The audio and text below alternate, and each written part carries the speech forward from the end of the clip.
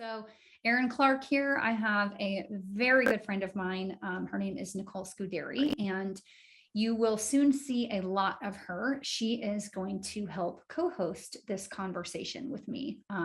We've had lots of discussions about MLM Exposed. We've talked about doing this for years and years and years, and we're finally sitting down and getting the job done. And we think that it's more necessary than ever. The world is weirder than ever. The vultures are out. And we think that this conversation is extremely relevant. So, Nicole, welcome. Let me tell you a little bit more about Nicole really fast, and then I'm going to shut up and let her tell her story. So, I met Nicole. Nicole met me because of MLM Exposed. So when my mentor and leader and friend and I used to be in this wine business, if you've listened to the episode with Jen, you heard all about the wine business and all the PTSD that came from that. But we would drink wine every Sunday night, and we would go live on Facebook and basically bitch about MLM. That was the gist of it. Pardon my French. We called it MLM Exposed. And the place that we were at was we were tired of the BS. We knew there were flaws in the industry. We didn't necessarily know what to do about them, but we knew that we needed to do better. And so Sunday nights were geared towards making fun of ourselves, making fun of dumb posts that we had put up, just really talking about the struggles that we had and trying to offer solutions. It was really fun. And we've talked about kind of revitalizing that conversation for years. And here we finally are. But that is where Nicole found me. And that is where I found Nicole. And I'll tell you about Nicole is that she is the epitome of, she doesn't always feel like this, but she is the epitome of living her life as authentically as she possibly can. She is who she is. And when her light shines brightly, it's like can blind the masses, right? It's incredible. And so I was drawn to her, and for some reason, she was also drawn to me. And so here we are.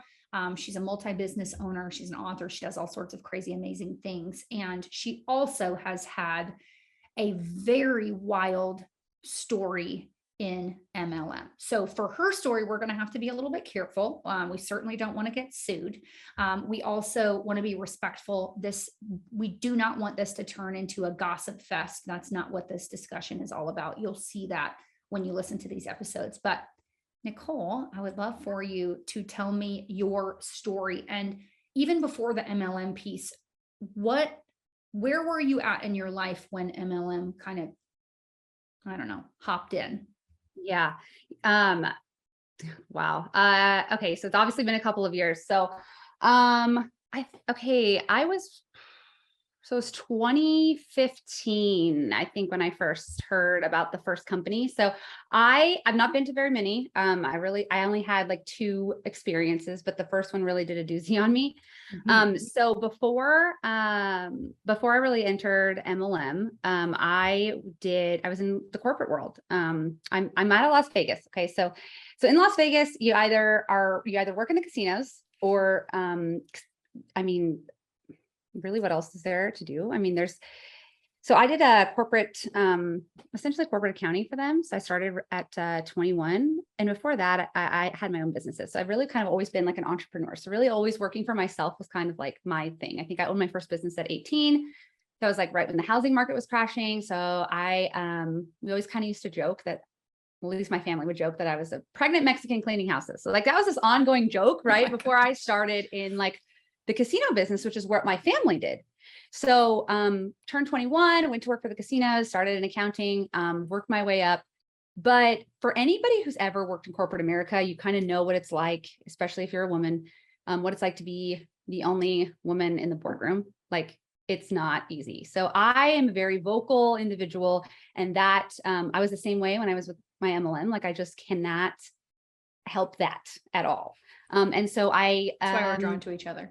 Oh gosh. Yeah. And that was something about MLM Exposed the first time when I saw it. I was like, okay, these women are not afraid to speak out about things in the industry, even though people don't want to hear them. And I think that's what really drew me to it, because when I saw MLM Exposed the first time, I was at the height of my MLM career. And it wasn't like I was coming to MLM Exposed, when I was in a spot where I was at a low point. I was at the height, and I was still like, oh no, there are things about, the business that were kind of sketchy, but before I got here, I was in corporate accounting, and I said the wrong thing to the wrong male executive and I kind of got on their radar. And so the first opportunity that they had to kind of like give me the boot, they found a way to do that. And so I kind of found myself in a situation where I went from, being the youngest female, the youngest manager, period, over 2 accounting departments on the Strip, like 2 major casinos, to one day having no job. And I was like 24 or 25 years old. I was really young. Obviously, I had a child at the time. My husband now is my boyfriend then. And so I was kind of in a spot where I was like, I was starting to get to like lowest point, where I felt like really just kind of desperate. And so I just remember like Justin having to move in to kind of like help pay our bills. And so I decided, so I kind of have other random talents. I used to be very talented baker. And so I used to make like those tiered cakes and like make all these like, I don't know, fondant creations and stuff like that. And so I had this wild, crazy idea of like wanting to open a bakery. And if you guys have ever opened a brick and mortar business, obviously, Erin, that it takes a lot of upfront cash that I did not have.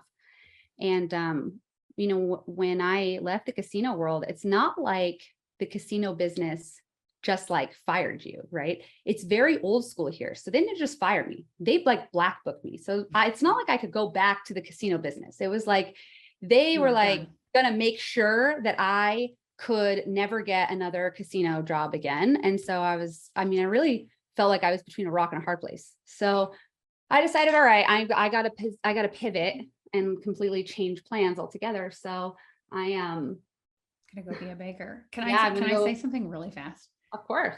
Both of those 2 pieces of your story, and I don't even think we've ever put the parts together. The whole reason I went into MLM wasn't because of a male boss. So that's wild. It was the female boss in my job that homegirl did not like me. And I was very vocal. And it was that meeting that I had where I got told that my hair needed to be better and my makeup needed to be better. And so I wasn't fired, but I was on the watch list. And so it was literally like had to pivot. So there's my first story. And I also, but unlike you, I don't have as good a follow through, but I also loved to bake and I loved art. And so I bought all these baking supplies and I actually made 2 cakes and I made $45 a piece from them. And I probably spent $80 in 12 hours of time and ruined my entire kitchen trying to make a cake. So I was like a wannabe Nicole, but anyways, keep going. I was like a wannabe baker. I think I still have baking things in my basement. I still do. Oh yeah. Yeah. That's funny.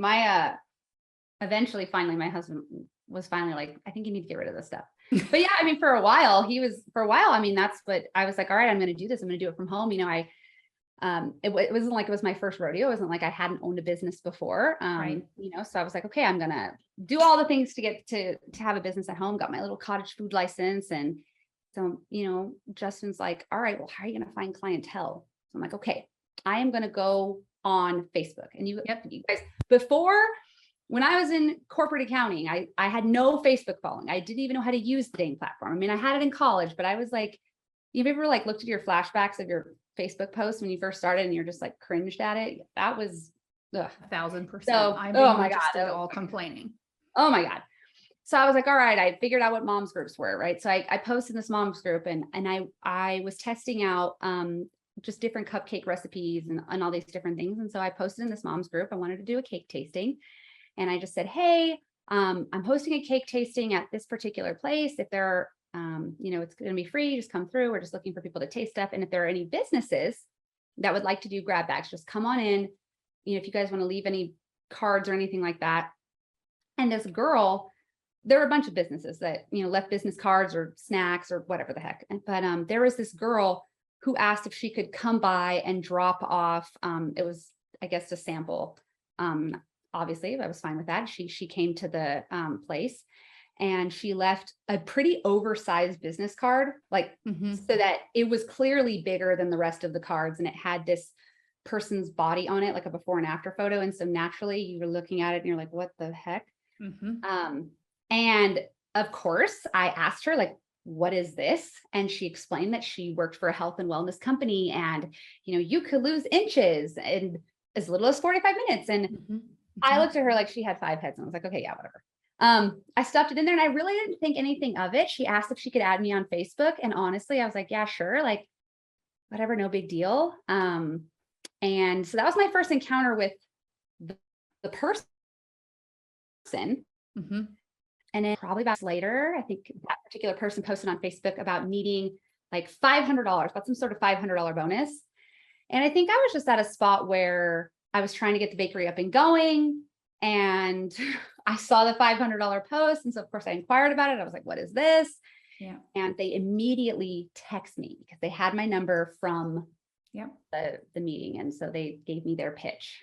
And I'm the kind of person, you know, I thought that I read like all the details. You know, I was like, I want the terms and conditions. I want to know what I'm getting myself into. And I thought I read and understood all the policies and procedures. And I read, you know, all the lines and details. And I really thought I knew what I was getting into.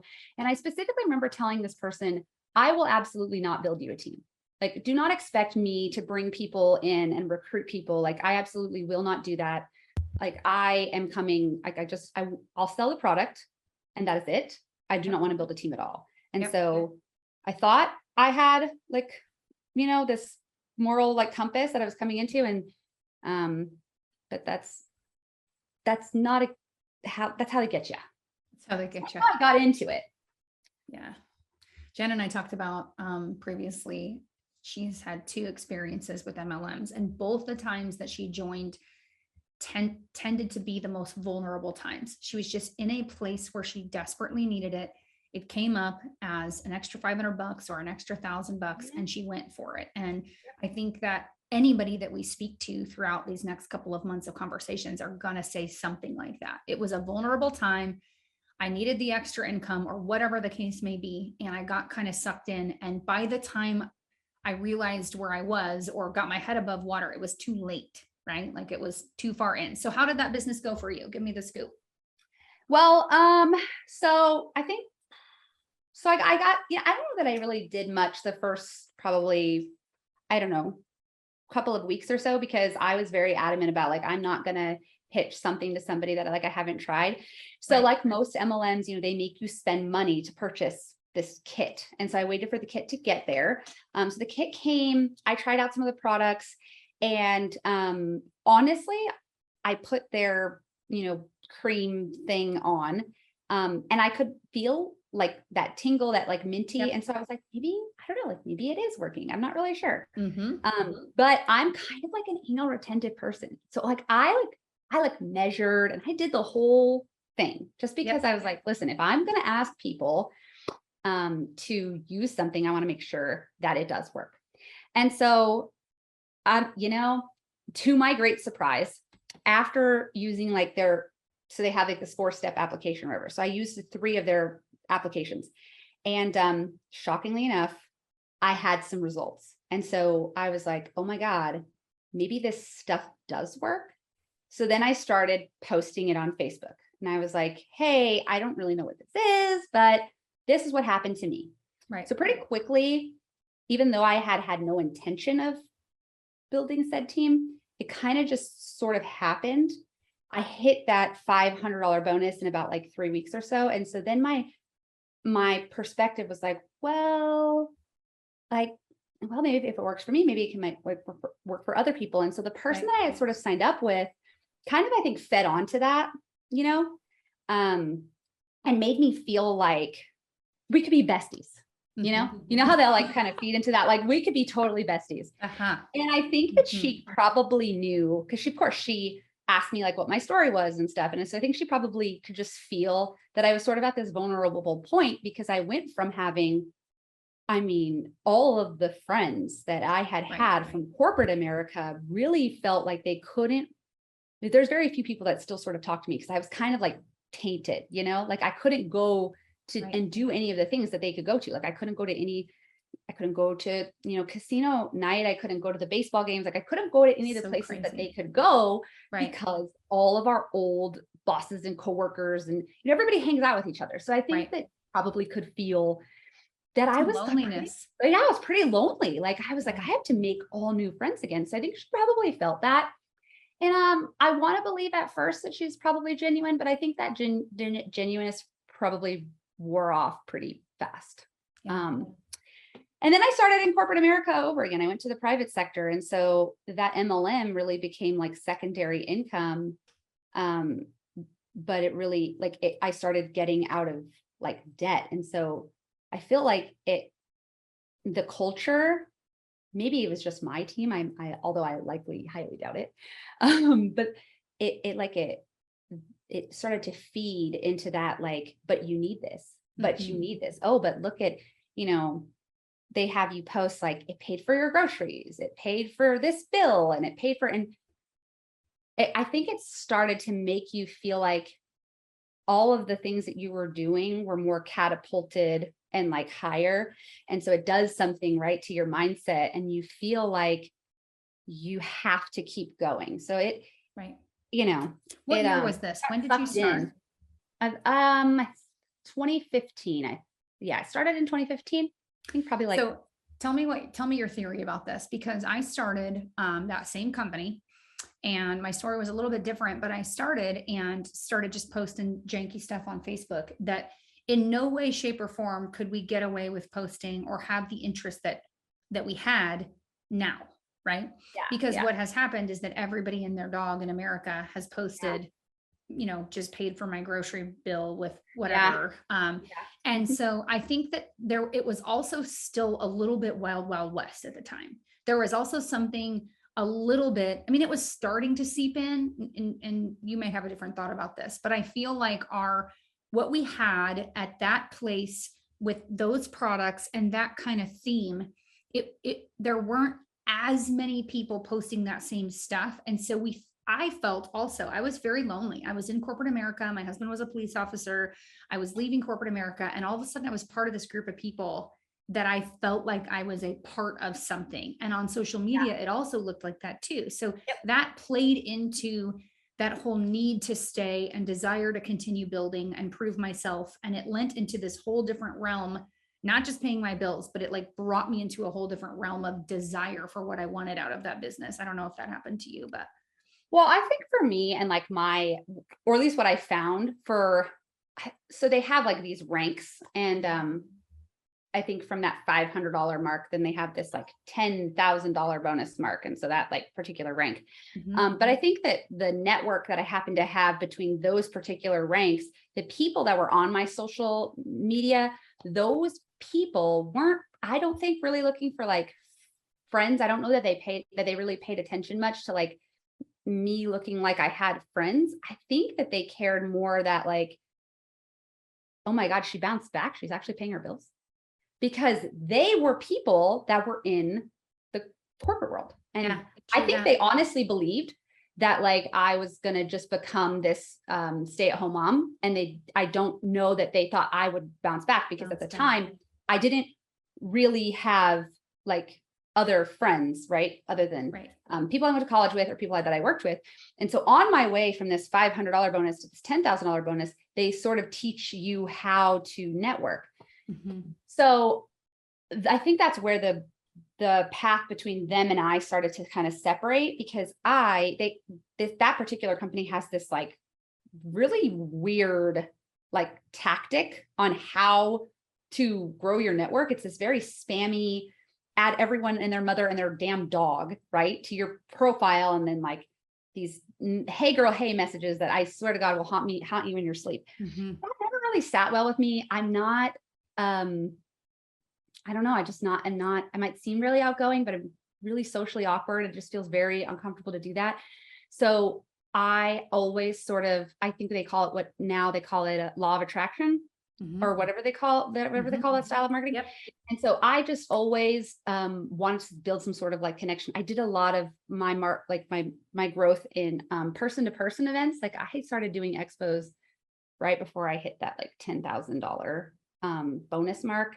I did it in groups. So I was inside those groups and things because I had the bakery. And so I would go to these moms groups, and that's where I was like building these relationships with people. So I was like, well, if I can build a relationship with a person with this bakery, then maybe I could do it with this MLM. And so I always did things really different than other people. And it made my relationship with people in that MLM, I just never really quite fit.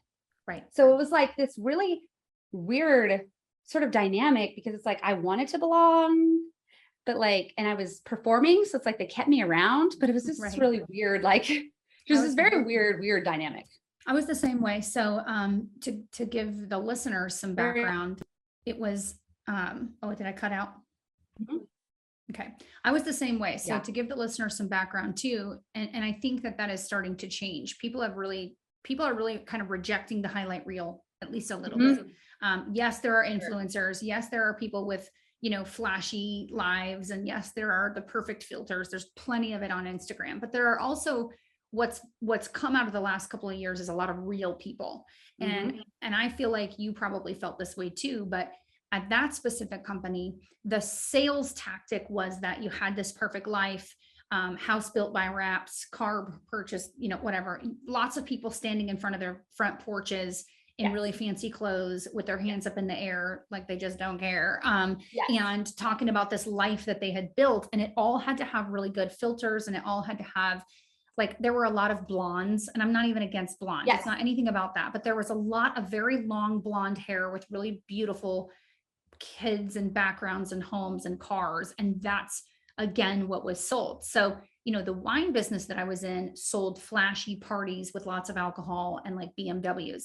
This was a different flash. This was beautiful blonde women on top of rocks. I mean, I think one even had like a mermaid costume on or something like that. It was a lifestyle. And again, that's a whole concept that we could talk about at the end of this. I'm not surprised that you didn't fit into that. And I'm also not surprised that I didn't fit into that. And I'm not surprised that we found each other, because sometimes the black sheep tend to draw each other out. And I'm also not surprised that we didn't make it. We didn't survive, because I don't think that when you're put in an environment where everybody needs to look the same, I think there's going to be a lot of casualties. And so, you told me a story that you were starting to build some momentum, you were starting to have some success, and then you got sick. You had your baby and then you got sick. Tell me about what happened at that time. So, okay. So Justin and I we got pregnant, and I had Kingston, I think probably maybe 8 weeks early. So he barely missed the NICU. So we were like real super close to the NICU. So that was April of 2016. And so I think it was right before they have like this next rank, right? So I have Kingston, and I think probably like there was just something about his pregnancy. Like I got on bed rest a couple months before. So I kind of knew there was something like going on, that I was like, okay, something's not right here. And so, right after I have him, probably about 2.5 weeks or so later, I had this like pain, right? Like in my arm, and I'm like something. And I end up in the hospital, and it's a massive blood clot. Like we're talking like the thing was huge. Like the blood clot was like this size. And one lung, and then the other one, it was smaller, but in my left lung, it was so big, my lung just like collapsed completely. And I just remember being in the hospital, and like, they had to transport me to another one, because it just couldn't, like one hospital couldn't support the other one. And so you're postpartum, obviously you're still bleeding from postpartum. And so they have to give you blood thinners. And, my body started rejecting the antibiotics. It got an infection. I got an infection, and I was there I missed the first like solid couple of weeks of Kingston's life. And so at some point, they tried giving me everything. They told my husband, like, hey, does she have like a DNR? Like, what are her plans? Like, if she doesn't make it, like, what do we have to do? And it got to a point where like, they had to put like, the catheter and all those things in. And like, they're like, we tried everything. We're trying everything. Like the infection, I couldn't breathe on my own anymore. Like my lungs had completely collapsed. I think the space between like where I could breathe was getting smaller and smaller. And they were just like, they were going to have to like cut me open and try to drain them. And they're like, even then, like her body's just like, the infection was just growing everywhere. So they were just like, we don't know if she's going to make it through the night. So that night that they told me, or they told my husband, hey, we just don't know if she's going to make it through tonight. That morning, I had texted the person that I had signed up with. And at that point, I thought we were I'd been there about a year. And I told them what was going on. I was like, listen, obviously I've been here for a couple of weeks. You guys know I'm in the hospital. I said, they don't think I'm going to make it through the night. And there's a couple of things. One, like I need to know how to will my business to my husband. Like, how do I do that? Because I read in the policies and procedures that you Right. can do that. So like, how do I do that? Number Mhm. 2, I need to get to this rank, this double rank. And Mhm. because I need to leave my family money at this point, I was obviously working in corporate. I still was making cakes on the side, and I had this income. And while at the time, I think the income was giving me like an extra anywhere from like $2,000 ish a month, maybe a little less than that. I was like, this double rank promised like 4,000 or something. And I 6. was like, 6. Okay. I couldn't remember. And I was like, The double diamond is what it's called. Rank was the whole reason I got into that company, because 6,000 a month. And I was like, that's what I okay, want. yeah. So I was like, I just want to be able to give. And at the time I thought it was residual because what I had, it just, so I asked her, what do I need to do? How far am I away? And her response, which still to this day, I keep the text messages still to this day, her response was the first one was, I'm so sorry to hear that. The second one was, how much can you spend to get there?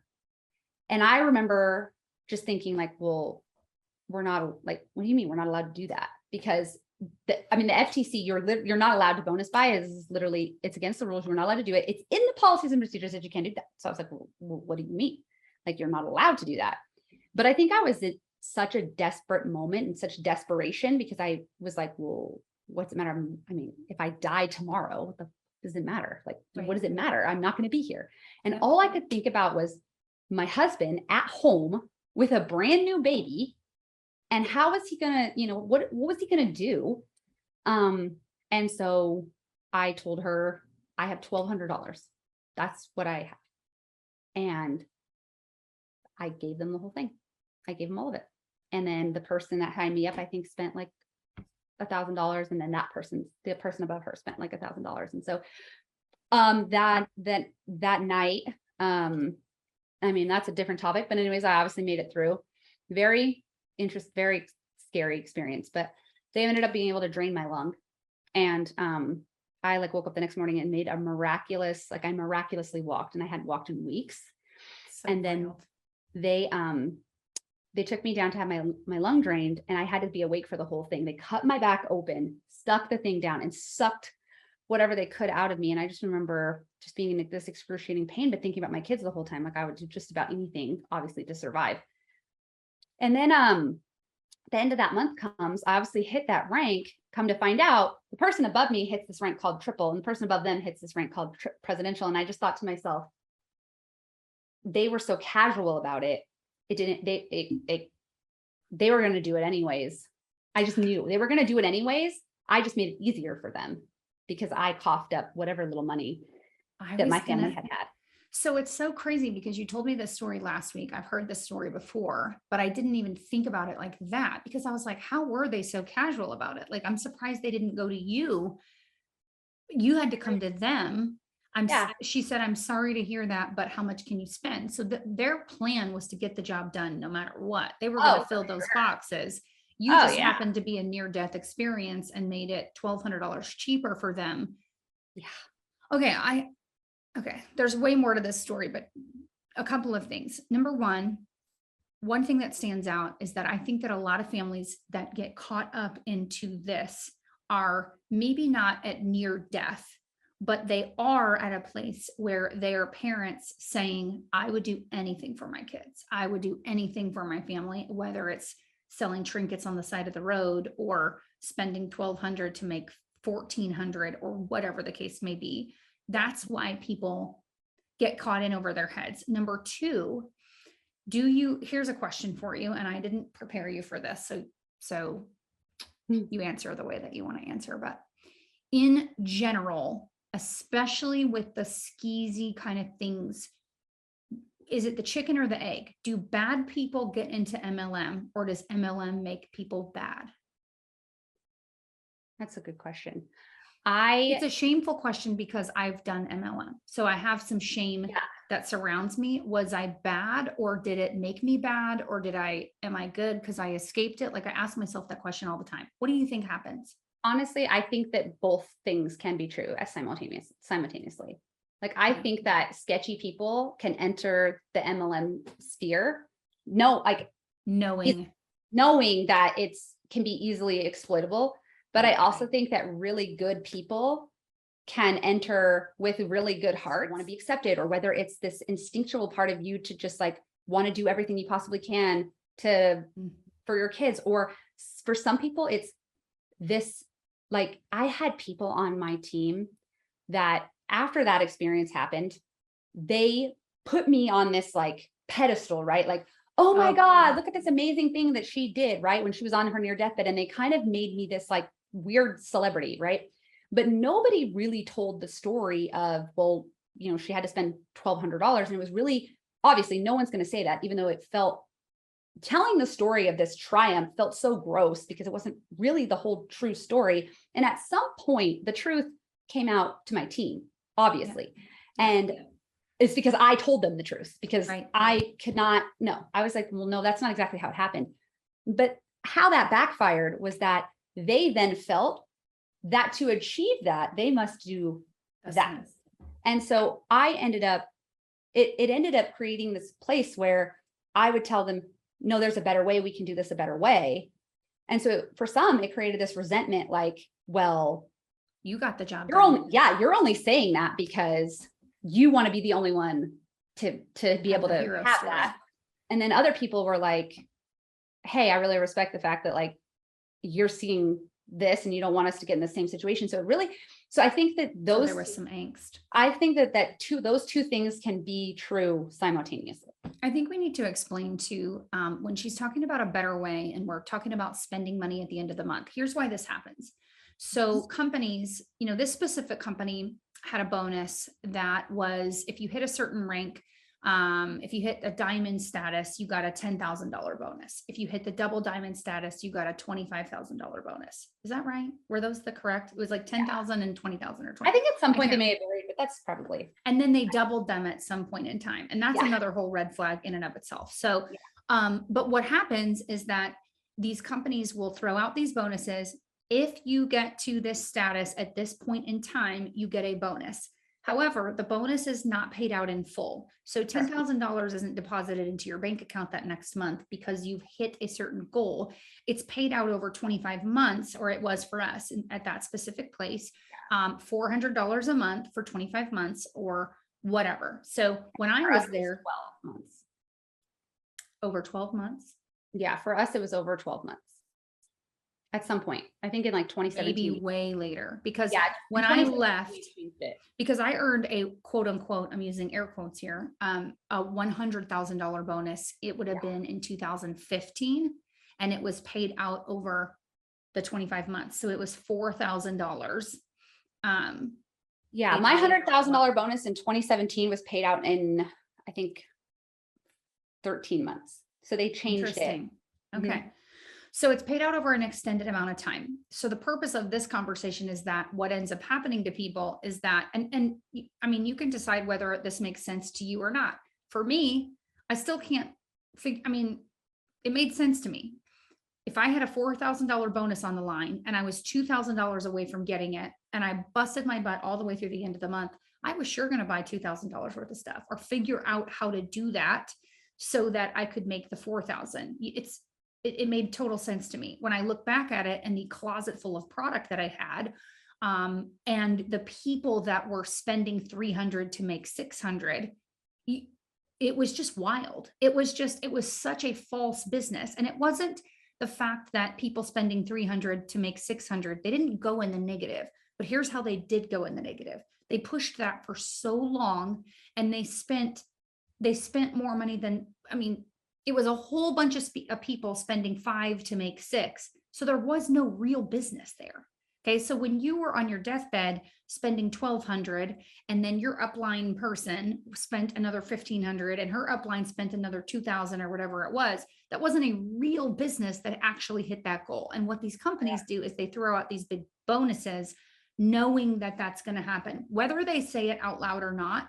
whether it's allowed in quote unquote policies and procedures, they know that people are going to break those. They know that people are going to, you know, sign up their trash can and their dog and their grandma that passed away in 97. They know people are going to do that. And then they know that those people are going to lose those bonuses. And so what they've done is they've created this false culture of these people that have these hero stories that then can't go back on the story because you don't want to lose your status. And it's not just because of the paycheck, it's because of the shame. Oh yeah. I mean, at that point, it's like, so the first hero story they created for me was you're on your deathbed and you hit this double. I didn't even get a chance to say anything about it before they already created it. What was I going to say? What could I say? I could say nothing because at that point, looking like a total fraud. Right. At that point, they already created the story and created the storm. I couldn't say anything. So it's like, they just create this monster and you can't get past it. So the monster too, like just to rant. Okay, what kind of freaking story is that anyway? Look at Nicole. She almost died. Nobody came to save her. Nobody even like was really grieving with her. They said, sorry to hear that. And then, but she still made double diamond. She was in the hospital and she still made double. And you guys can do it too. What they're teaching is that at all, that bar, like at no prisoners taken, you better get your rank done. And there's no excuses for you. Even if your kid is sick, even if your mom just passed away, even if you have literally all the life being thrown at you, you better get it done because Nicole did and she was nearly dead. And here's the crazy thing. Disgusting. The crazy thing is that in my head, I literally, and at some point, I think I was like, you know what? I want to ask, like, I need to ask for the things I need to be grateful for because I had a corporate job and I had to stop making cakes because I was sick at some point in time. Then I, got diagnosed. I had a really just rough, ugly, just like all the rest of 2016. I mean, I hit that double run. At some point, I obviously fell apart. The entire thing fell apart, right? Because that's when I realized there is no residual. There is no residual, right? There's none. Not building anything that's real because it's all fake product purchases. So as 2016 finishes, I was telling myself, well, yeah, I was in the hospital, but like if I owned a bakery, like I was going to make no income. And then I'm at a corporate job, like you're in the hospital, like I could make no income. And so I don't want to get it twisted. Like I do believe that internet-based businesses do fill some sort of role. 100%. I do think that. But what I just cannot swallow is that some of the tactics that these companies use are just so outlandish and disgusting that it makes it really hard for legitimate internet businesses to fill that role, right? And so I think for me, I kind of like, it was really easy, right, to get me to suck into that narrative because I was on my deathbed, because I was the person who couldn't make any other income other than that, because I physically could not go to a job and I physically could not make the cakes. So it was really easy for me to get swept up right in that story. And then that was just the first hero story that they created for me. As time went on, 2016, like I got sicker and sicker and sicker. I mean, y'all, not TMI, but I bled for 8 damn months straight every single day. Sometimes I couldn't even get out of bed. It was so, eventually they figure out girls got female cancer going on down there. And so they got to rip everything out. So it's the end of 2016, battling with insurance companies or whatever. And at this point, I'm like, okay, I have dwindled, whatever business has dwindled down. 2017, I don't even think I could go to their little conference that they had because I had my hysterectomy at the beginning of 2017. So I was like, all right, can't travel, can't do anything. Sure. So the person that I had signed up with, I was their bestie when they wanted $1,200 to get to that double ring, but they were nowhere to be found for the entire rest of that year. And I think at some point I really did some like deep digging when I realized that I needed a hysterectomy. I was never going to have another child. And I had a conversation with that person and just told them, and this is who I am as a person. I told them directly, listen, I'm branching off, going on my own island away from y'all. And whatever, people that I can work with, I'll work with them because I realized, again, I'm going to make no other income but this. And I just told him like, I don't like you people. You're You bad. guys are not good humans. You're just not good humans. These are all the things that I don't like about this model. And I told them specifically, the story y'all created and are making people think they need to spend 400 to get to get 800. And that made me feel sick and gross. So my mother said they got and I know we're going to have an episode about Herbalife, but they got real harmed from that thing that happened with the Hispanic community. And so I specifically said, I don't want to be a part of anything with people got product in their damn closet. I can't do that. So I got to think of another way. I got to do something different. So 2017, beginning of 2017 rolls around. That particular person I signed up with posts on our team page, hey, I'm going to go presidential and I'm going to take X person triple. That person was a person on my team underneath me. So they created this dramatic storm, right? To get everybody all riled up and realize like it's them versus me. And that's what they do. Let me just simple it down for anybody that hasn't ever done a business like this.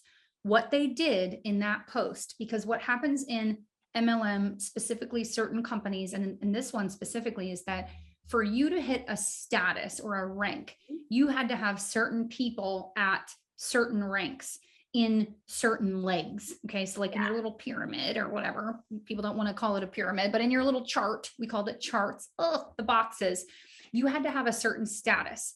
And so the status that this person needed was a triple diamond. Nicole would have been that triple diamond, but she told this person to buzz off. And so that person took somebody beneath Nicole, publicly posted as this person being my triple so that I can go presidential. And let me just say too, number one, what that did was that outed Nicole, that she wasn't going to be that person. And then it fed that beast of loneliness. That is the whole reason why a lot of people get people into MLMs is to make them feel like they're a part of something. And so then you get ousted. It's a huge part of the culture is who's in the in crowd and who's not. And so what she did was she just publicly outed you as her person. And one more thing that ends up happening is that people start to lay claim on, they want to please that next person. They want to be the A player. They want to be the triple for the prez. And so I just wanted to explain what actually happened there.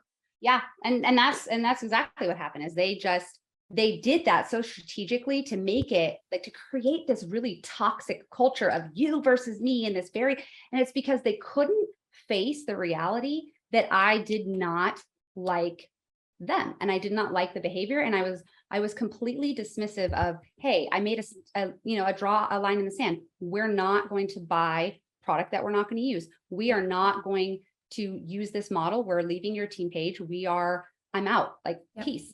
We're not going to, I'm not signing people up and leaving them in the pack of wolves. Like I wanted to create something, right, that mirrored more like corporate America. Come in, have a training system. Like I wanted to do what honestly I thought that it should have been mirrored like forever. Right. And so I saw that post and I looked at my husband and, a couple months before that, he kind of just told me, hey, like you're going to do it or you're not going to do it. And I think that was probably the sign that I needed. And so in my head, I was like, all right, well, whatever, they're going to do what they're going to do. And I'm going to do what I'm going to do. And so I did just that. And so I think at that time I was making like maybe $500. I worked my mother loving tail off, took all that product that I got together with a couple people that I was, that would have whatever left that mess. And we all got together and we went back to what worked for me, which was in-person stuff. We did these like facial parties, we did these expos. I got back in front of people with product and made it back to what was a real business. And so we functioned how an actual direct sale business should function. And I went from that $500 rank to an actual $10,000 rank. I surpassed what they would have ever expected. So I went from that 500 to that triple in that, I think like a month span. Then that following month, I got my husband to like double. And then that third month I hit triple, or I hit presidential. And so then their corporate office created this second hero story, right? Oh yeah. About Oh me. yeah. Oh my gosh, Nicole went from $500 to this presidential diamond, right? In 3 months. And before I knew it, like I did it for my family, but I also did it to just like honestly say to you guys, to them, because I don't know what it is about their toxic culture that just like activates this part of you. It's really crazy. But so then they created this second like hero story, and it really caught the entire company by storm. And before I knew it, I was thrusted into this limelight I never asked for. And my story grew bigger than I could contain it. Yeah. And I was like on stages, and I was on trainings, and I was on, and so one of the businesses I own currently, I'm an astrologer. I've been a practicing astrologer for a very long time. Astrology's been a part of my life for as long as I can remember. And one of the methods that I used in charting, which Erin kind of talked about briefly, was people's astrological chart. I would pair people up based on, some people use the color profile, but I base people together based on their astrological chart. And at some point, the word got out, and like then it's like their corporate office started to like tailor my story, and like they started telling me things I couldn't talk about. Like they didn't want me talking about that, and they didn't want me, like I wasn't allowed to talk about I could talk about the expos, but like I couldn't talk about what was really happening at the expos. So at the expos, what was really happening is all that damn product that they were, that was in people's Shoving closets, down people's closets and down their throats was being sold. Was being How much money sold. did you make selling those products at expos?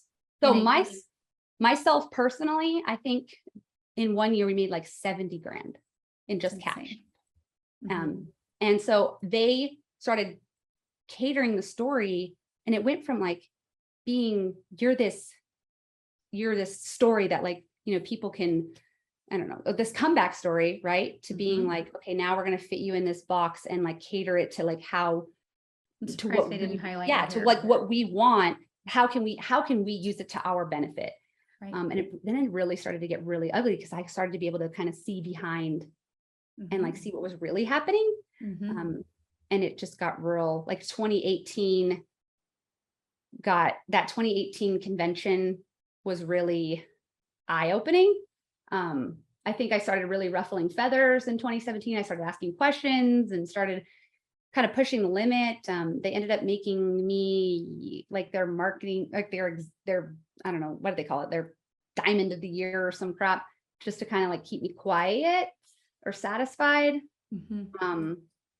They offered me like a role on like one of their traveling tours. I got sick again. It was just really, I think the more questions you start to ask, right, they start to try to give you these accolades to try to silence you, but I'm not that person. So that method didn't work with me. So I think too, this part of two parts of your story that are actually very common. You're very uncommon, you're kind of a one in a million personality. And I think they didn't know what to do with you. But I also think that they appeal to people like you and I that for whatever reason have enough daddy issues that when you piss us off, if I can get pissed, you cannot outwork me. Now I'm old now and I'm a little tired, and like, it's not the same. Erin Clark is not the same as she was in 2016. But if piss me off and then get out of my way. And I think that people telling me that I can't do something, I think that people getting condescending with me, I think that there's something that happens, and it goes way deep down to my childhood with the Always Erin Haters Club, right? Put me on the outside and I will fight, right? And I think that they know. And I think that they also appeal to people like that. A lot of the times, again, this need for inclusion and need to please, they know that they're doing that. And so they find people like you and I that would cut our own arms off to make daddy proud or whatever it is, right? So they got that part of you, and thank God that part of you exists, because you took care of your family and you showed, again, it's kind of like what the casinos thought, like she'll never bounce back. Well, you always do. So there's that. But I also think the second piece of it is that I think we'll have a lot of these conversations with leaders, and I want to talk to everybody. I want to hear everybody's story, but I think that the leaders have a different perspective, because what happens to a leader is that they pull the curtain back. And once Yeah. the curtain's back, you can't unsee what you've just seen. Once you Yeah. see the drunk person flapping around saying she's gonna, she rules the world. Once you see the leaders and the corporate staff and the people in their real, it's, I don't even know what movie I would use to describe it, but it's almost like, and it happens at corporate America, it happens in real estate, it happens in schools, it happens in churches. Like, Oh this yeah. ain't just MLM, folks. Okay, so let's just be real. But once you see people in their real element for as they really are, it changes things. And I think I think you had that happen more than most. I think that you got to a place where you had something that they wanted. You mentioned that, and I don't know how much we can even talk about, but you mentioned that one of the reasons why ultimately you are no longer at that organization is because those expos that you were selling all that product and having all that success, they wanted your story to benefit them, but they also wanted the expos. Yes. They wanted those. I mean, it makes sense. I understand why they would want them. Yeah. Yeah. They, I mean, I think there were different layers of different things that they want, like people wanted. Like, I think that the team, right, that I had like signed on with, I think they had a different agenda. They were local to me and they wanted me to go away, right? Like they were like, hey, like she's just, I disrupted their flow. Like I made it impossible. Well, not necessarily impossible, but I made it more difficult, right, for them to do their business the way that they had always done it, because I gave people a different voice. I was the person that was posting on social media like, hey, what happened a lot was that we would hit ranks, right? Let's say we hit rank of presidential, but maybe you're not maintaining that rank. And so I changed the conversation. And instead of making it shameful to be like, I hit presidential, and people would keep, like, they would act as if like they didn't drop rank or stuff. My posts were, I am not maintaining presidential, but I'm making more as a triple than a presidential makes on your little income disclosure. And I would have proof for it. Like I would be posting because I've never been in an industry where people ask you to see your paychecks, but I understand people want transparency. So every now and then I would be like, you know what? All right, fine. I will post a screenshot of what my transfer is for this month. And it will literally say on it, I'm paid as this rank. Here's the transfer. Here's the income disclosure statement that says the averages. And that really disrupted people because I think it gave the public, right? At this point, my network had grown to the thousands. I mean, I had 20,000 followers on Instagram, thousands of people on Facebook looking at my posts, and people saw transparency, and that really kind of disrupted what other people were doing because they couldn't lie anymore. And they couldn't lie anymore. Well, when you're traditionally used to building a business where everybody's having to buy in at the end of the month, or where it's unheard of that people are losing their status. Nobody wants to talk about it. It's the unsaid shameful thing, which is why people get stuck there. I mean, listen, I swear the whole reason why I was brave enough to leave and start looking around and think like, I've got to figure out something different is because leaders started talking about what was really happening and I honestly think people would have lasted longer if we would have just been able to talk about it. I think that in any organization, taking MLM out of it, but in any organization, when people feel too shameful, it's, you and I have worked together. I'm constantly trying to drag people out of the hidden closet because shame is we will deteriorate in shame. When we hide and when we're so worried about disappointing others, or when we're so worried about disappointing ourselves or breaking the highlight reel, we die. But when we can be honest and be unapologetically who we are and give it our damnedest, that is when we soar. And I feel like those companies mess up too when everybody feels like they have to hide behind who they're supposed to be. So like, I remember those posts, and I don't even know what would the FTC think about income being posted. I guess you always posted the income disclosure, Always. which was part of it, because you were like, hey guys, the ranks don't mean shit, because you can do this in a different way and make your own rules and run a real business. And what's shameful about it is that the way that you were doing it was about as real as they come, and they didn't like it. They hated it. And that's the thing is like, so there was two different perspectives of things that I like really pissed everyone off. And it's like, and I think that that's what kind of hurt me, because I was like, but I don't understand why, like, but anyone could take the model and do the same thing. I don't understand why. Right. And I think that that's been sort of a lesson that I've had to learn in my life in general, is that that's the kind of person that I am. I just disrupt the normal flow of things. I just like finding a different way of doing things. And I think that a lot of people just in life in general, like they like doing things the way that things have always been done. Right. But I just, my brain is just wired to find the optimal way of doing something.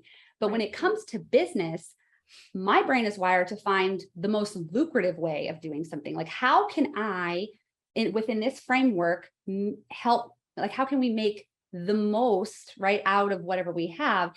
And I think that my people, I cared so much about them. And I just feel like we were such a close knit group of people.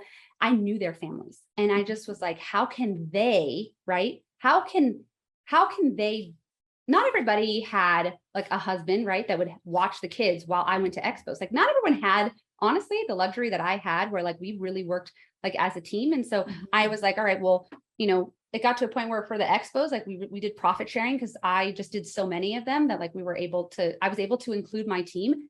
That really pissed people off, because they were just like, oh my God, like her team, people from other teams that were not a part of our team at all were like, is there any way? Like, I would have people coming to the expos to train with me.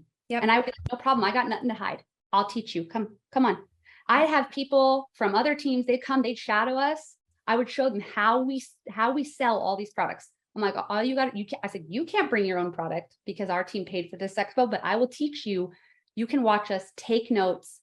And they would get in there. And as the expo would end, I'd be like, come on, jump in, and you can talk with people and show them. And it would piss people off to no end, because I still to this day don't understand, but there's enough for everyone. And I think that like sort of abundance mindset really just irked people. So I think the community, I mean, there were plenty of people that loved me, because when eventually I did part ways, I did not experience a lot of the hatred and stuff that people experienced when they left the company. Like, I didn't have that.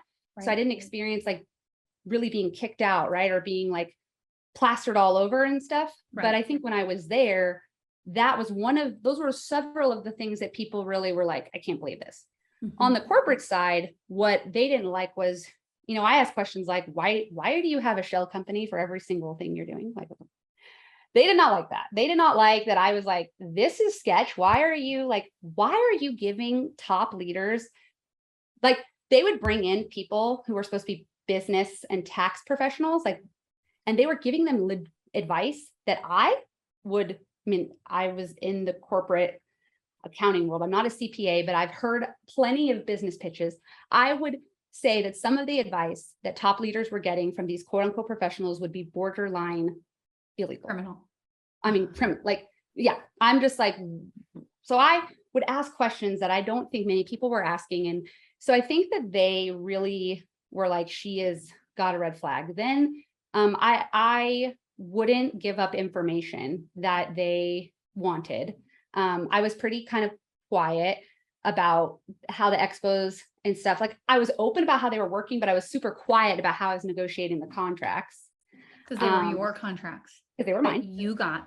Yeah. And I read all the policies and procedures, and I wasn't afraid to say that. So when, their compliance department would call me and ask me for the contracts, I would say, well, policy section 10 of one whatever says that I can enter into a contract on my own, and that your company, it's separate. So I don't need to give it to you. And I think that really stirred up some trouble. And at some point they wanted me to do like trainings with just their top staff. And I said, no, if I'm going to do a training, it's open to everybody. If I'm doing a training on how to do what I do, it's open to everyone. It is not open to just like your top 1%. That's not, no, because they already make hundreds of thousands of dollars. I want to help the person who's just starting make 70 grand a year. And so that was, that was part of the problem. But I think that the icing on the cake that really just devastated me was that final conference in 2019. So the expo, so in 2019, they were going to have me come to their conference and do a like expo training, right, for everybody. So I was like, cool, I can do that. Fine. So about, I don't know, maybe 2 weeks before we were supposed to get there, they tell me they decided to cut that portion of the conference. So I was like, you know what, fine, whatever. I'm not even going to argue, even though I thought it was complete, just crap. So they still invited me and a couple of like, just like our teammates at the time to their VIP box. But I get there, come to find out they were still doing like not exactly an expo, but like an in-person panel. And they replaced me with the person who had signed me up. The person that texted you and asked you how much you could spend, the person that publicly outed you and replaced you and talked crap. And there's a whole bunch of other stuff. So not only did they diss you because you wouldn't give all the information, but they also replaced you with the person that had continuously stabbed you for the last however many years. And they probably, I guarantee they knew it.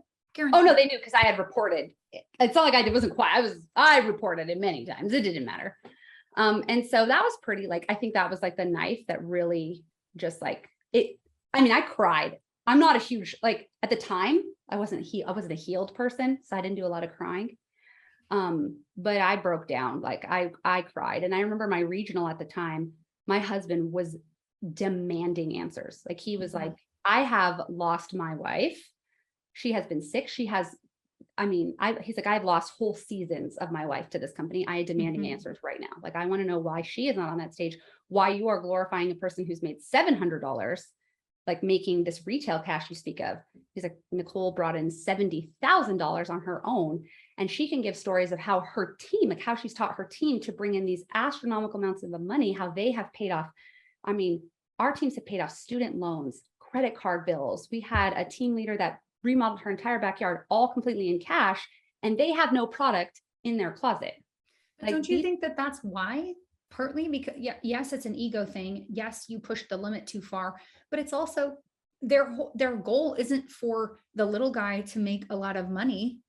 So that's eventually it finally clicked, but I think that it doesn't fit the narrative. The problem was that my husband and I were so like, we were so on our own island for so long that we forgot that like, oh wait, we are the anomaly. Like we forgot because when we left these crazy people in 2017, we forgot that the culture we created on our own little island was not the actual culture. Right. You know, and that's what happens when you take yourself out of the toxicity and you create this bubble. You forget that that's not what everyone else is doing. And like our people did not understand, like, because the environment we created for them was this empowering. We really were like this actual team and so it was really devastating. That was it. My regional did give me an answer why. And she just told me that the owner of the company did not want to put me on stage because he thought my story it empowered too many people. And the company was basically undergoing just a lot of change. And there was a lot of movement between like people leaving the company. And they just thought that if I ever got this essentially wild hair and decided to leave, if too many people heard my story and were empowered by me, they would leave with me. And I was so devastated by that because I was naive enough to think that I could change, like I could just change the world there. Like it did not occur to me. Like, I was like, why would I leave when I could just help everybody here do what I did? Right. It didn't. It's one of those, I've watched many companies do this over and over and over again. And we're picking on this group because this is what your background is. But I've watched, it's the it's the mindset of, it's the opposite of abundance mindset. Yeah. It's when you start accusing your partner of cheating over and over and over again. And then finally they're like, fine, I'm going to get a girlfriend. I mean, God, I've watched them do that out of fear because others had left. They gave you even an option. I mean, and then forced your hand anyway. But I just feel like I was just as naive as you. I would have never gone anywhere, even though I was embarrassed and working myself to the actual bone and doing things different and trying desperately to train. I mean, I will never forget 2 weeks before we ended up leaving, I did a video because it was during that time on social media where we were starting to see profiles that said no wraps allowed. Yeah. When people were just getting, mine was it would have been 2016. So this was before you were really, I mean, this was before your story. But for me, Yeah. it was when we had already burned all the fields. I mean, from 2012 to 2016, all we did was post all day about join my team, 2 And spots honestly, left. that's why I was like, I have to do something differently different. because people are so burned. And so I had started that process. And I remember doing this video and I titled it No Wraps Allowed, and it went nuts. And it was my first quote unquote, like I was so proud of it. Like there was like 7,000 views or something. But in 2016, for me, I was like a nobody. I had a buzz cut. I was like, I had a baby. Like it was just really bad. I had a Britney Spears moment. Like things were not going well for me. But I did this video and I was like, guys, we have to change it up or we're hosed. And I truly think my demise, I left 2 weeks later and I didn't know I was going to leave. It was completely bizarre. But I think you and I would have been almost exactly the same because I was already pushing. We both swim upstream. We don't do what everyone else is doing. And we don't look like what everyone else looks like. And we do take a different route. And it doesn't always work. I'm not saying I'm the smartest in the room, but I refuse to, I don't know. Anyways, I would have had the same experience. I just ended up getting swept away sooner, and then I was hated. So the very end, are you comfortable sharing the last straw? Sure. I mean, yeah, I think that, so, I mean, after that conference happened, I mean, I really had my tail between my legs. I think I just was super devastated. That happened pretty early on. I think it literally happened like the first day. So I was pretty devastated. I remember sitting outside the VIP, my regional tried like to calm me down. And I was just like, you have no idea. My heart is shattered, is broken. I am devastated. And I just kind of remember sitting outside there, and there was someone else, right, who came, and she's been in the company for a really long time. I think she was one of the first people that kind of started there, and she pulled me off to the side, and she gave me this incredible pep talk, and it gave me hope for the industry, not this company, right? But what she told me was that, hey, when I started with this company, I did expos. Everybody was just doing like one-to-one, like parties or however they were doing their thing, right?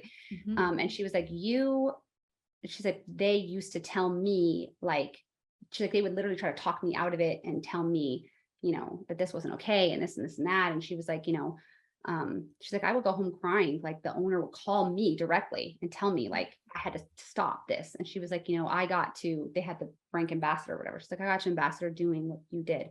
And she's like, she's like, anyways, when you came to this company, she was like, I've watched you, my team looks up to you. You give us hope, right? To do it the right way. And I just remember looking at her and I asked her like, why do you stay here? Like, I'm so mad. I'm so upset. Like what they're telling me.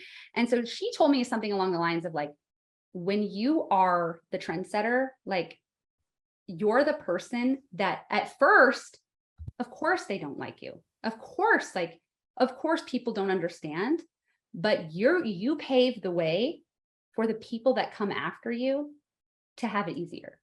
And I have carried that from that moment forward for everything. It doesn't just apply to MLM, but it reminded me that like when we're doing anything in life, right? And you're the first person to have to like speak up, right? And do something. It is always like, you're always the punching bag, right?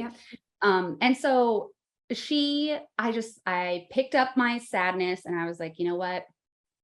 There is some little mama somewhere who's got my son's on the spectrum. And I just kept thinking like, there's someone somewhere, right? Who is just so desperate and they need a lifeline. And so I have to keep going.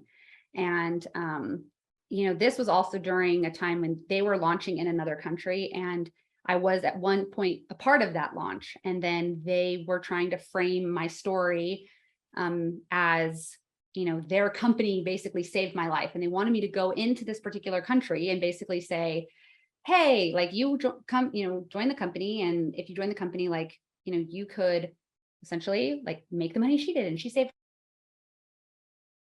her life and like, whatever, saved her life. I couldn't do that. And, I, again, thought back to the experience that Hispanics had with the other company. And I think in that moment from that person's advice, I was like, I'm going to stick with my moral code as best I can. Right. And continue forward. That happened in February. I had a trip planned for my 30th birthday in April. Oh, no, in March. I landed the biggest expo contract, I think, in the history of ever. It's huge, massive contract. I got so excited. I contacted my team, and we're talking like $100,000. A contract was worth $100,000. I contacted my team. We would put my team. I mean, our team was small, but we all made a lot of money. We didn't have a huge team. We had a small team that made a lot of money. And so I contacted them. We created a profit sharing program. The word got out that I got the contract because people were just like, our team was just, they couldn't believe it. I mean, when I had the Zoom to tell them that we got the contract and everyone was going to get a piece of it, we were sharing it.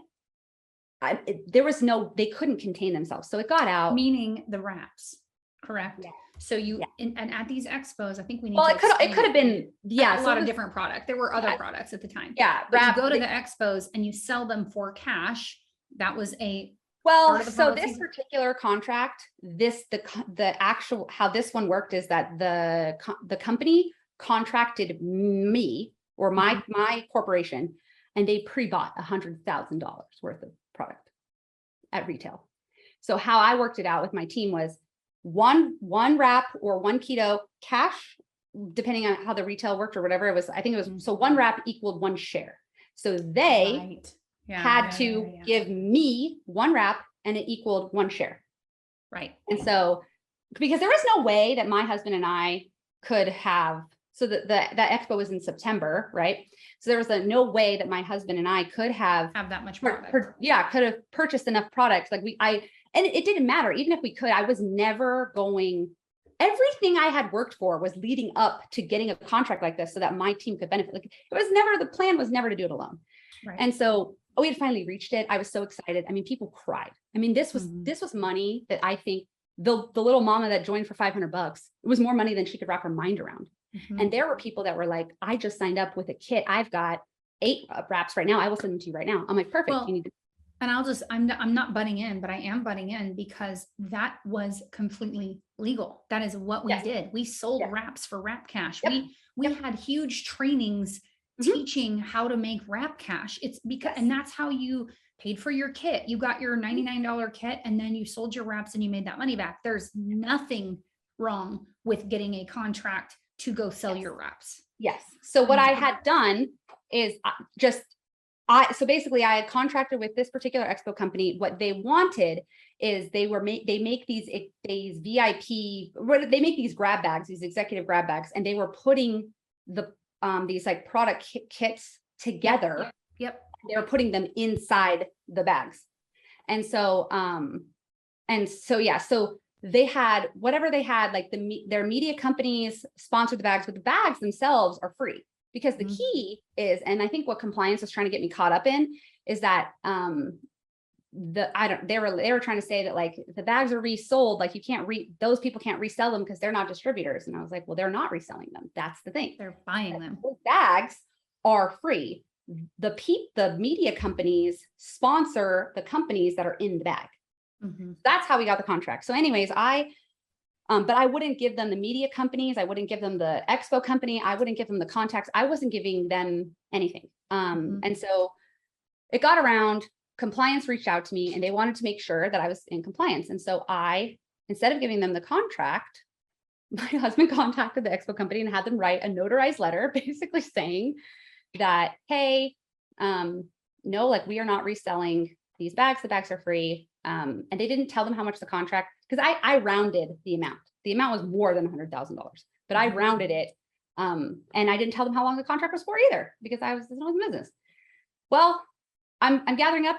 Anyways, I think it was April 17th or whenever we got paid. I think it was 12, 15, something like that. Anyways, I woke up, they locked me out of my account. So I woke up to my husband, my mom, me, we're all locked out. And first it was because the lockout was because they said that I was bonus buying, or first they said it was because I was incompliant because of the expo contract. They said that I was, they were reselling it. I was selling it to someone who was reselling it. So they wanted proof of that. Then my husband gets the notarized letter. So then legal had no choice. Then it was, you were fine. So yes. And Then they round paid me. one. Yeah. And they Then went ahead and paid you. But then my check was short like 10 grand. So then my husband's like, mind you, I'm in Italy, literally at the Vatican praying. And he's dealing with this and he is not happy.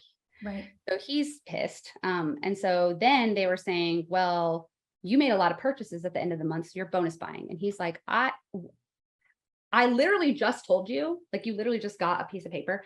And they're like, well, that piece of paper doesn't prove how much you need for the expo. So how do we know? And he's like, we're not even up for any bonuses. My wife doesn't qualify for any bonuses. So how could you even prove? So he went back and forth with them. So then I think eventually I got home. While I was at the Vatican, I literally was like, I want out of just all of this mess. Like this whole thing, I'm just so stressed out. I come home. They eventually let go of whatever that issue is, but it didn't matter because the toxic people that I worked with, the team I had signed up for, they caught it by storm. They had infected whatever brand I had. They had told everybody that the expo was fake and that I was scamming people. And the rumor spread like wildfire. And it really just got so out of control. And I think the last final thing, there is a clause in the contract, in the policies and procedures that people can't share credit cards. So there's the same credit card on me, my husband, and my mom's account. Well, me, my husband, and my mom all shared a credit card. Like we literally all had a credit card. And so they wouldn't budge on it. They said that it didn't matter, that we all are on the account together. It didn't matter. We all cannot use the same credit card. And so they were canceling us. I got a call from a corporate officer and they were like, I think we can work something out if you're willing to negotiate something with us as far as the expos go. I told them to see them. Give us your expo contract and we'll give you your paycheck. Well, you can keep your account essentially. Like you can stay with us. You can stay if you give us the contract. Yeah. So here's the thing. So they got you on the credit cards, although you had that same credit card on those 3 accounts for years. Oh, since the dawn of time. And they even their compliance department even had to speak to my mother. Cause then at some point they were trying to say that like my mom wasn't an active real distributor. So like my mom, when she spoke with them, was like, well, I don't sign people up. She was told them honestly, she was like, I help my daughter pack stuff for an expo. I help her do some admin stuff.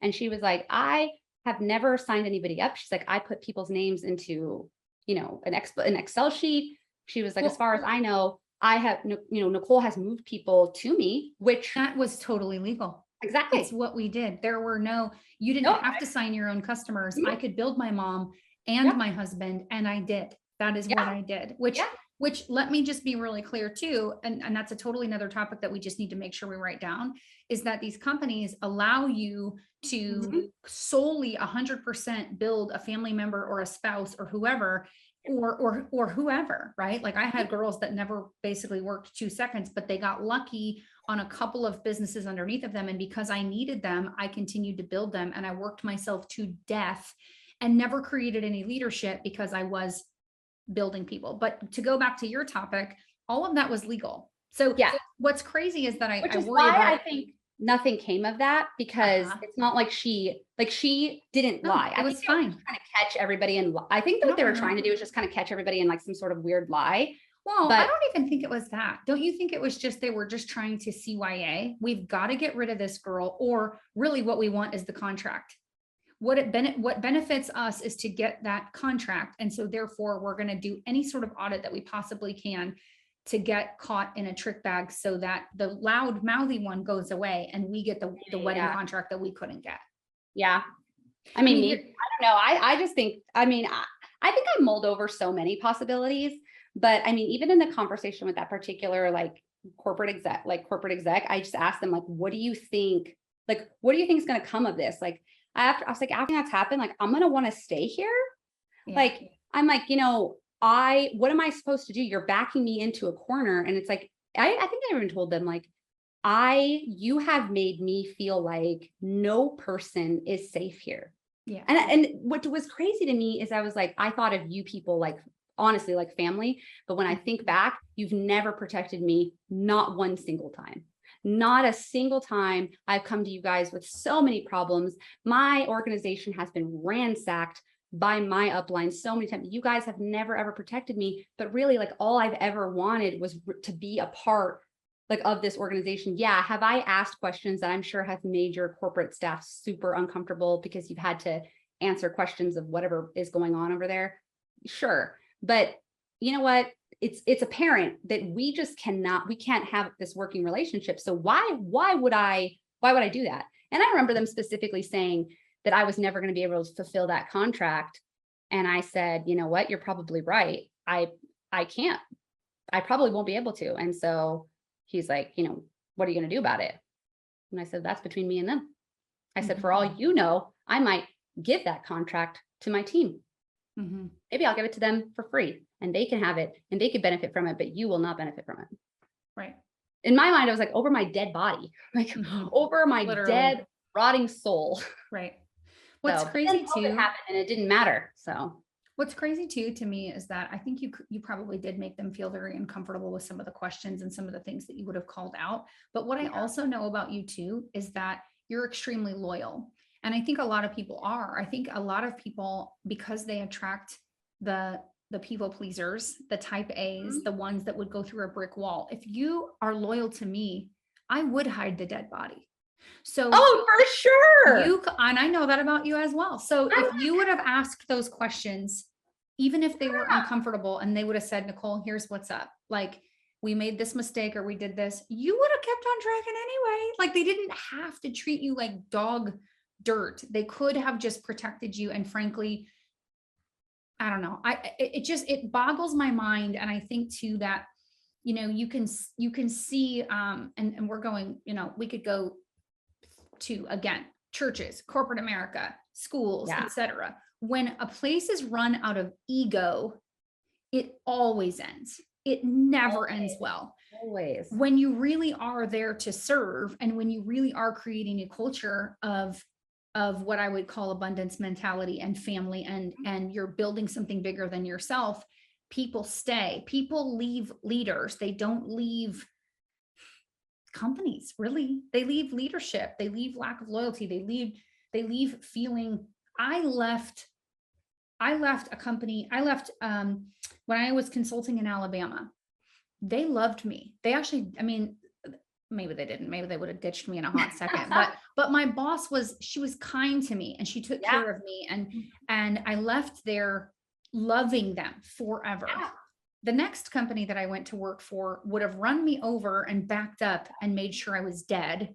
And I left there with my middle finger up and have continued to rant about them ever since. I would have made them a ton of money. It didn't have to be perfect, right? Like it didn't have to be flashy and shiny and etc. I probably would have continued to annoy them, but they were so hateful to me that like I would maybe back over. Do you know what I'm saying? Like no love lost. And so it boggles my mind when people get a really talented person and they're threatened instead of like welcoming you in, because I bet you would have given them the contract.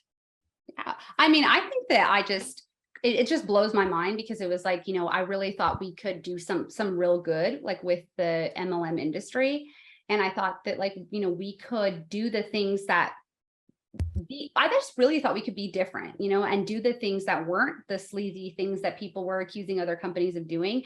And I think that even leaving there are people that in other companies and things that I've talked to that have truly been like, hey, you know what? Like, yeah, you might have been doing stuff right. But it really opened my eyes to, like, again, even if you're on your own island, like doing your best inside a framework sometimes just isn't enough, and then it's like you leave there, right? You're like trying to lick your wounds. And then at a very short stint at a second company, very short. And it was a binary, which was terrible.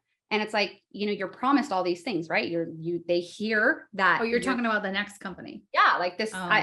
the second, like, Yeah. I mean, it was very short stint. There's not a big story here, like very small, but the person, like the CBD company hears that you were booted out, right? They hear this traumatic story. They know that you're in pain, and they promise you, this is the thing that kills me.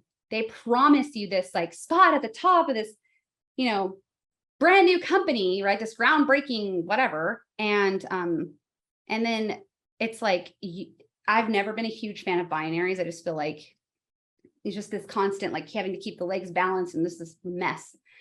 And honestly, they paid paychecks on a Friday and closed their doors on a Monday. And it's like this devastating experience that I think people, it's like they have this hole they never really recover from. And it's like that happens frequently. It's like there are more startup MLMs with these groundbreaking opportunities, right? So you left the first company, got recruited basically. And again, I'll just point out the obvious that it's another person that got you in a vulnerable moment, ring-a-ling-ding, and got you into something. And I will tell you, the same thing happened to me. It wasn't a startup, but I went from one to another, thought it was going to be amazing, and it was even worse. And then went to another and it was even worse. And I truly, like, I'm so grateful for those little hoppy moments, because I learned, I mean, I saw all the good, the bad, and the ugly, and there's probably 50,000. I mean, we're going to hear stories that expose even more. But if I would have only participated in the one, I would have had this little tiny bubble, but I got three, and they were totally wildly different. So, very interesting. So, yeah. I mean, I think that I felt like I had an obligation, right, to the people. So when that whole thing happened, like I said, I didn't really have the same experiences as the people that had the choice to leave. I think a lot of them had experienced a lot of hate, right? And they had this very, like, they were shunned out, and they kind of left with like their claws out. I left like licking my wounds of sadness, right? I felt very depressed, and like, honestly, a similar experience as being booted out of the casino industry. And I just felt like, oh my gosh, I'm like this shame. I didn't get that. And my team, I think, was very torn, because I feel like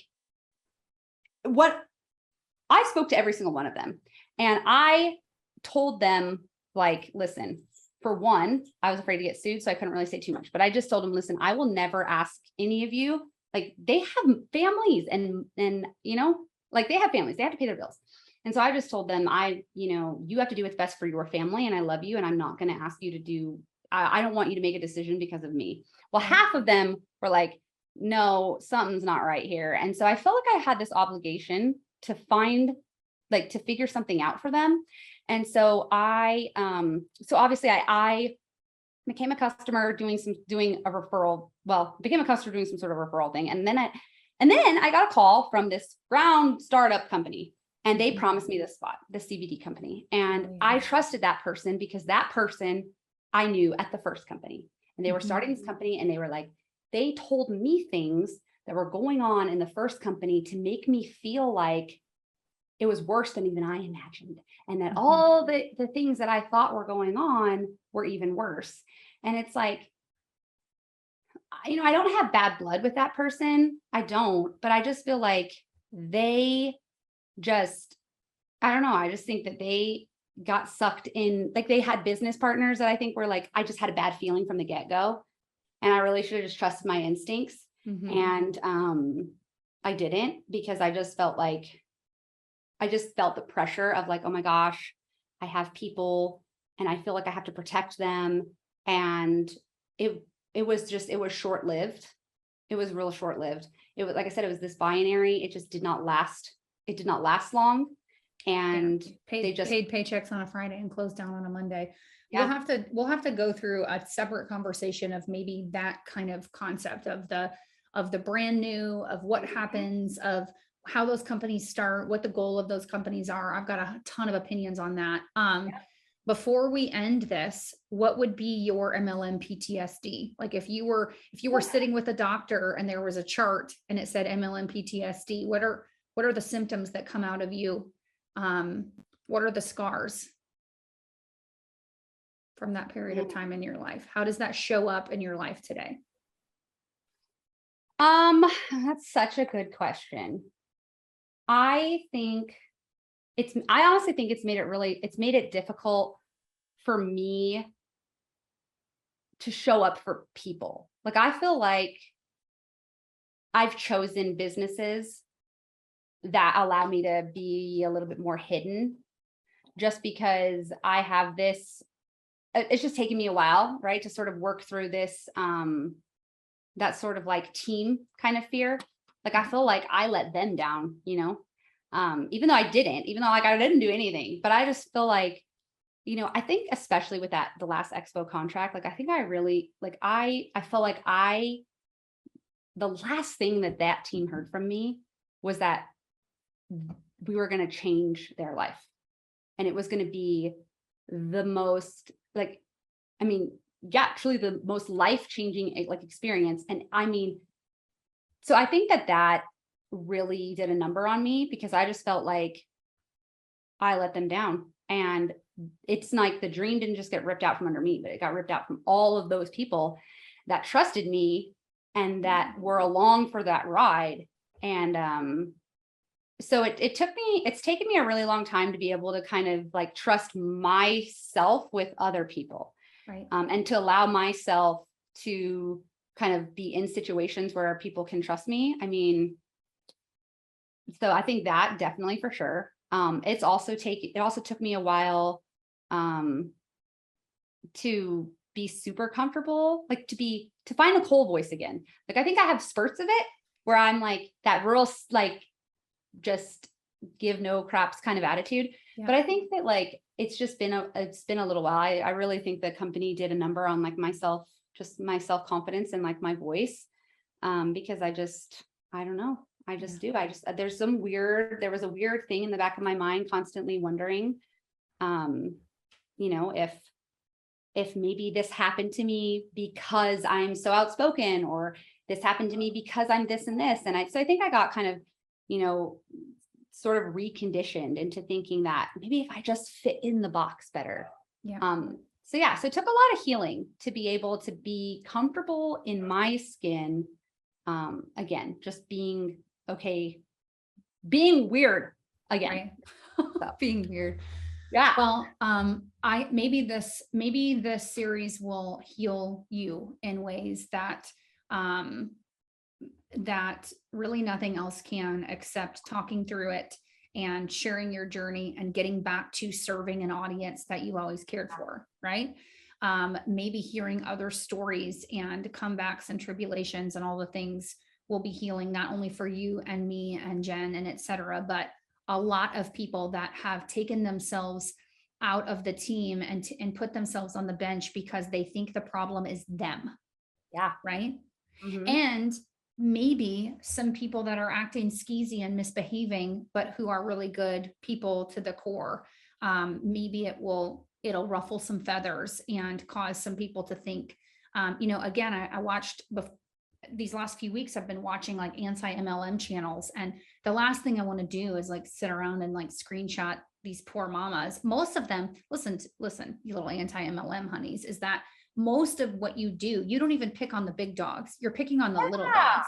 All these channels pick on these little mamas they're saying dumb crap. They're doing dumb stuff, but like go after the big fish, because it's not fair to tackle the little people. So I'm hoping that we can we can do that in a different way, right? And really share things that might actually provide some value and not just juice. But you had a lot of juice and tea, and I appreciate you sharing. And it's funny because I've heard your story in chunks over the past 4 years. Like I've heard it in little chunks, like when you were like melting or when you were upset or when you were just jaunting about a story, but I've never heard it from top to bottom. And it's wild to me.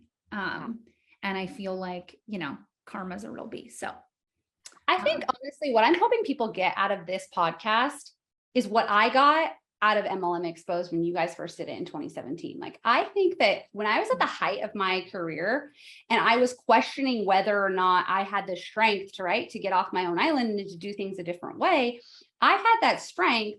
Like MLM Exposed never made me question the industry, right? It made me question what I was doing in the industry, right? It made me question like how I was showing up as a leader. It made me question how I was showing up in my own, you know, business and how I was doing things. And so what I hope people get out of this is the strength to do things differently, right? It's the strength to do things more ethically. It's the strength to honestly be okay with going against the grain, even if everybody else is being crappy. And so I think that like I would hear, you know, when they gave me that like executive or whatever of the year, you know, Madra messaged me and she forewarned me, these people are not what they seem. And she kind of made me like, it's like I had this comforting feeling, right, of being like, you know what, my instincts are not astray. And so watching you guys be comfortable in your skin and being like, hey, this is what's going on and this stuff's not okay, made me like, I was not afraid. I didn't have to go incognito, right, to watch you guys.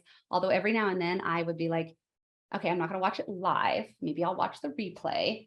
I'm not going to comment. We had a lot of people do that. I will watch it. And you know what? That's okay too. Like y'all can watch, y'all don't have to comment. Y'all can watch it the replay. You don't have to tell us you're here if you are like, you know, some big dog in some place. But what I hope you get out of it is what I got out of it when it first started. It gave me this, it honestly really did give me the confidence to keep going and be the person I needed to be so that I could get on my, honestly, get away from them and get on my own island and create the culture I needed to create so that I could be that person that I needed to be. And so that's what I hope we can give back to other people. And then the people that are coming into the industry, I hope that you are able to get the support you need so you don't have to make the mistakes that, you know, some of these people have made. And so kind of just that good full circle kind of feel. I love it. Yeah. I love it, friend. Thank you guys so much for tuning in. I'm very excited. Until next time. Till next time. Bye.